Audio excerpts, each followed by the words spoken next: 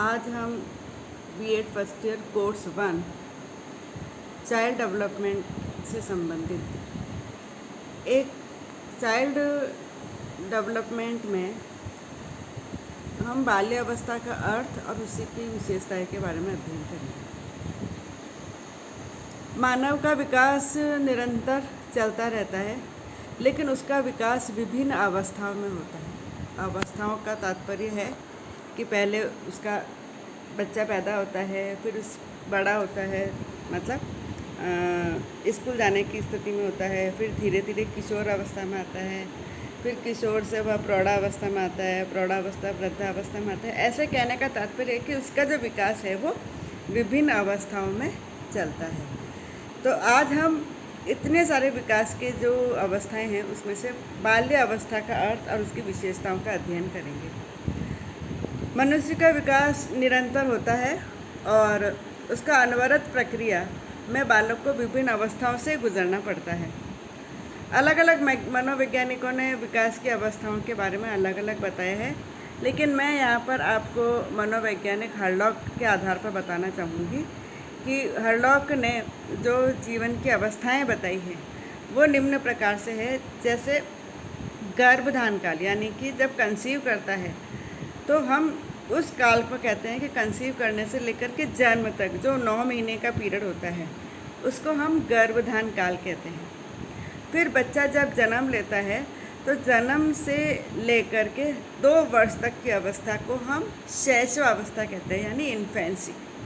Infancy period किसको कहेंगे कि बच्चा जब जन्म लेता है तो वहाँ से लेकर के 2 वर्ष तक की अवस्था को हम शैशवावस्था कहते हैं।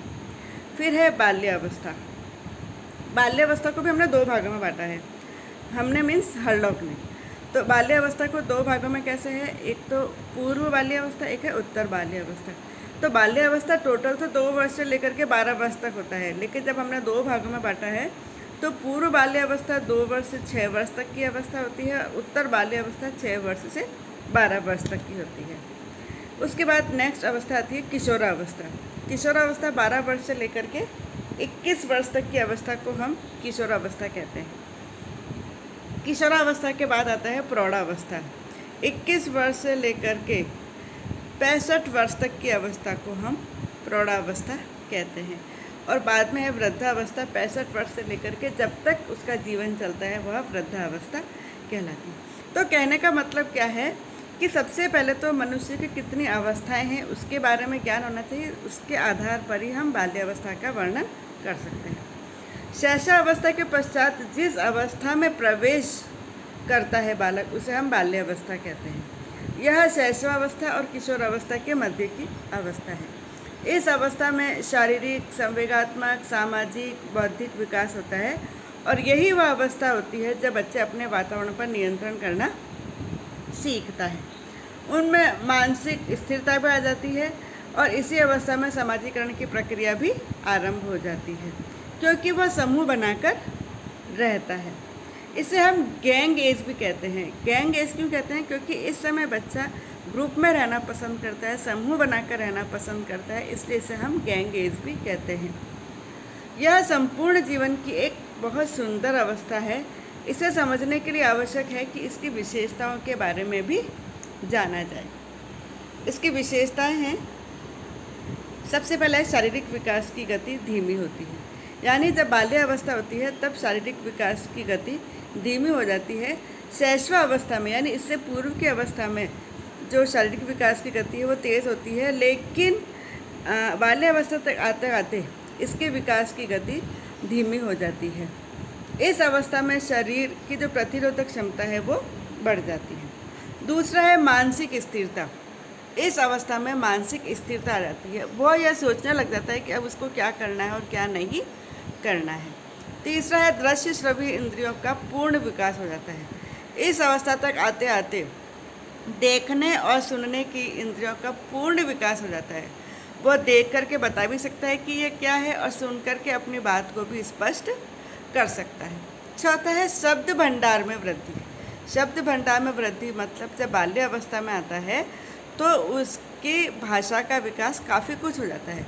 8 से 12 वर्ष की आयु के दौरान बच्चों में शब्द भंडार अत्यधिक बढ़ जाता है और उन्हें अंक भी अधिक याद रहने लग जाते हैं। अतः इस अवस्था में भाषा का विकास अधिक होता है और वह लंबे लंबे वाक्यों को बोलना आरंभ कर देता है।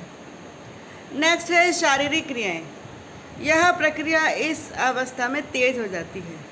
बच्चा कुछ न कुछ सीखता रहता है, यानी वह एक जगह स्थिर रूप से नहीं बैठता है।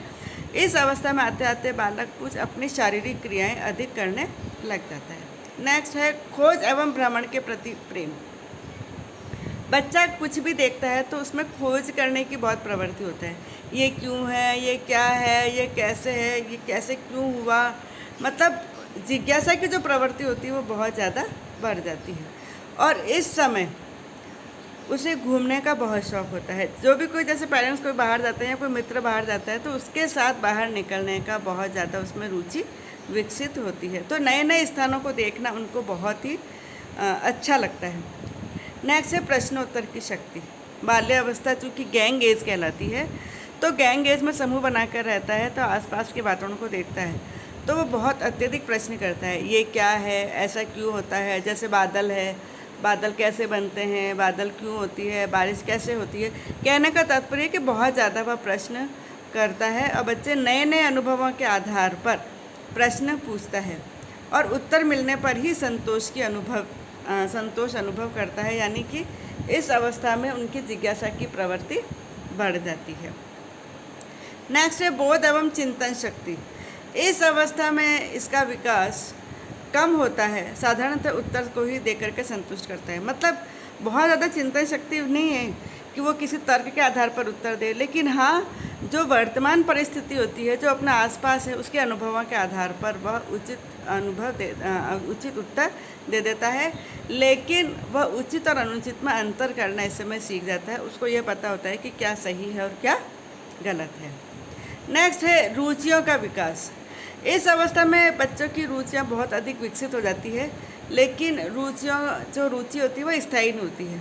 जैसे पैसे कलेक्ट करना है तो एक अवस्था तक तो उसको लगता है कि बहुत सारे पैसे इकट्ठे किए जाए या टिकट एकत्र किया जाए, लेकिन जैसे ही वह उत्तर वाले अवस्था तक आता था तो इसकी ये रुचि खत्म होकर वो दूसरी रुचि विकसित हो जाती है। यानी कि जो भी उसमें रुचि विकसित होती है इस अवस्था में, वो स्थायी नहीं होती है कि वो किशोरावस्था प्रौढ़ावस्था तक चलती है, नहीं, वह समय समय पर परिवर्तित होती रहती है। नेक्स्ट है एकत्र करने की प्रवृत्ति। जैसा कि मैं पूर्व में बता चुकी हूँ, चूँकि उनको घूमने का शौक़ होता है, नई नई चीज़ें देखता है, तो उन चीज़ों को एकत्र करने का भी बहुत शौक़ होता है। इस आयु में चीज़ों को एकत्रित करके रखने में रुचि रखते हैं। अलग अलग विचित्र वस्तुओं को एकत्रित करने की प्रवृत्ति विकसित हो जाती है। जैसे कोई टिकट है तो अलग अलग देश के टिकट हैं, तो उन अलग अलग देश के टिकटों को एकत्र करने की इच्छा होती है, ताकि जब कभी भी ऐसी परिस्थिति आए तो वह अपनी इस जिज्ञासा को पूरा कर सकता है। नेक्स्ट है रचनात्मक कार्यों की प्रवृत्ति। इस अवस्था में बच्चों में यह प्रवृत्ति होती है कि वो नए नए कार्य करें, कुछ रचनात्मक कार्य करें। जैसे लड़के हैं तो वो औजारों की सहायता से कुछ वस्तुओं को ठीक करने का और इस तरह का मतलब शौक़ होता है। जैसे रेडियो ख़राब हो गया तो रेडियो कैसे ठीक कर सकते हैं, कौन सा औजार काम में ले सकता है, वो अपनी रुचि इस प्रकार में दिखाता है। लेकिन जब लड़कियाँ होती हैं वो गुड़िया को कैसे कपड़े बनाना है, घर घर खेलना है, इस तरह की रुचि प्रकट करती है। तो कहने का मतलब यह है कि बाल्यावस्था में अपनी अवस्था के अनुरूप रचनात्मक कार्य करने की प्रवृत्ति होती है। अतः हम इस प्रकार की संपूर्ण विशेषता का ज्ञान एक शिक्षक को होना चाहिए, ताकि जब हम बालक के विकास को देखें, बालक का विभिन्न क्षेत्रों में विकास, जैसे शारीरिक, सामाजिक या मानसिक, तो उस विकास में हम इन विशेषताओं के आधार पर उसको विकास करने में, उनको विकसित करने में सहायता प्रदान कर सकें। ऐसा नहीं है कि बाल्यावस्था में हम ये उम्मीद करें कि किशोरावस्था की जो विकास हो जाना चाहिए वो इस समय बाल्यावस्था में ही हो जाना चाहिए। कहने का तात्पर्य है कि हम जब बाल्यावस्था की विशेषताओं के बारे में हमें ज्ञान होगा तो हम बच्चों को एक मार्ग निर्देशन दे सकते हैं, एक बच्चों को निर्देशन दे सकते हैं कि कौन सी क्रिया करनी उचित रहेगी और कौन सी क्रिया करनी अनुचित नहीं रहेगी।